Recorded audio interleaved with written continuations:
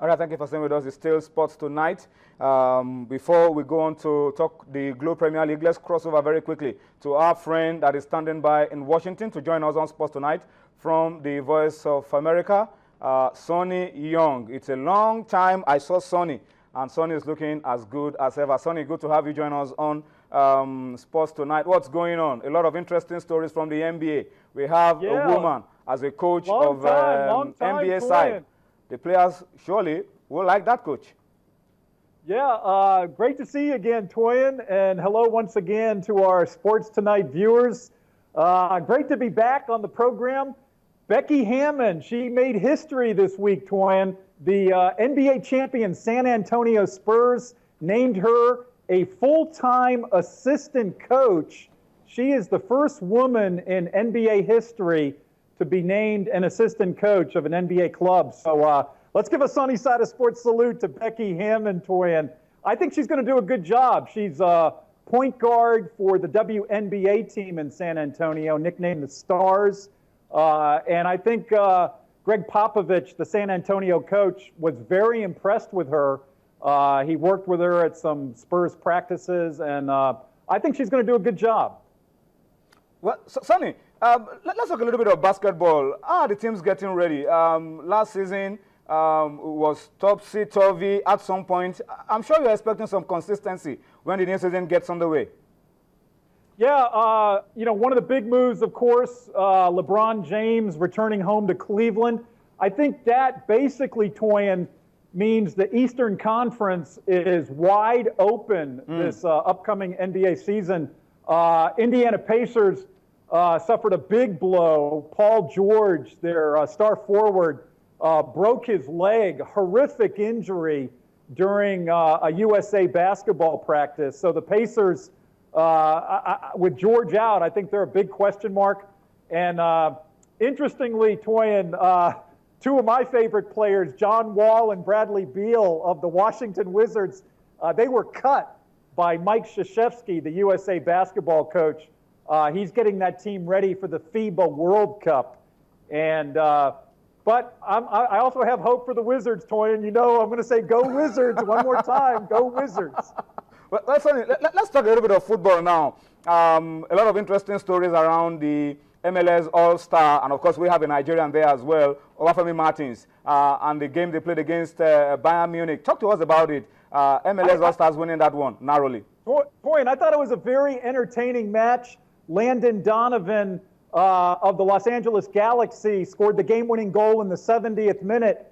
And then after the match, Toyin, interestingly, the 32-year-old Donovan announced that he'll be retiring from professional football after this MLS season.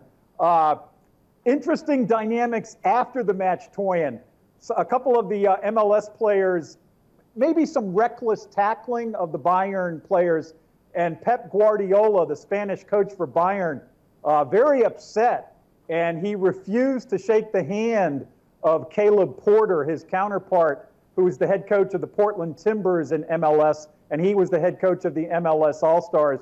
So maybe not the greatest ending. Bayern brought, I think, 7 players from Germany's World Cup team. And Neuer, of course, the great goalkeeper for Germany, he was in front of the nets for Bayern. All 3 goals in the match, though, Toyin, I thought they were excellent goals. Was Bayern, you know, playing like they would in the Bundesliga? No way. I think they're clearly just getting ready for the season. And I think Pep Guardiola was not too happy with maybe the MLS players thought it was more of a Bundesliga match. Okay. All right, Sonny. Thank you so much for speaking to us, Sonny. We'll expect to see you again next week with plenty more from the NBA, from the MLS, from everything in the world of sports. Thank you, Sonny. Thank you, Toyin. All right, we'll be speaking to our friend from Washington, Sonny Young, giving us some slides of basketball and the MLS on Sports Tonight. Before we close this segment, let's very quickly come back to domestic football. And we said it at the beginning of the show, coaches are meant to be hired, coaches are meant to be fired, but Lawrence Akpokona, nobody saw this coming. Yesterday, after Crown lost 0-1 to Lobby Stars at home, Akpokona was suspended indefinitely. And when you're suspended indefinitely in Nigeria, it is a journey of no return. The irony is that the caption of the release I got, Crown Sack Akpokona, in the body of the letter, the body of the story. The caption was Crown Sack Akpokona. But you know the body of Crown suspend Akpokona indefinitely. But at the end of the letter, the last paragraph, he said she should hand over all official. It's all over.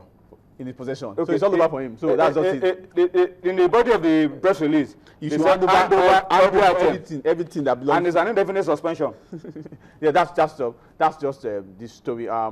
Where he couldn't salvage the club because what was they expected after getting promoted from the National League sub to the Premier League, they just want to stay in the Premier League because they cannot win. But this is okay. These are pictures from Super Sports for what happened yesterday in Ibadan. In Ibadan, the penalty, Super Sports, the penalty by Lobby Stars. A lot of people expect. We talked about the referee, Ferdinand Udo. I mean, look at this. Take a good look at this. In the box, the striker turns and there's contact right there, and the referee is there. In front of the referee, and there was nothing the referee could have done. The referee couldn't do anything, points to the center. And this was the referee that officiated one of the African AFCON qualifier just last week. And so you expect that you have some kind of disagreement from the home side because they never expected an away team to get a penalty. But look at it again. He turns in the box and contact in front of the referee. In front of the referee. And that was excellent call. And that was the penalty converted by Moses Bunde. And Lobby Stars getting their first away victory of the season, and of course the 10th away victories so far in the 2013-2014 Nigerian League season. So expected for Crown. They have to look at the situation, look at the event that surrounding the team itself. Look at the unpaid salaries and everything. The players are not properly motivated. The fans, of course, the fans wanted to. There was something they needed. They were protesting. They threw items onto the pitch. They delayed the game for close to 10 minutes. And I think this item will stop all this. Why descend on the referees? You have your management who haven't paid the club player for 5-6 months, and you expect them to win. Well, today.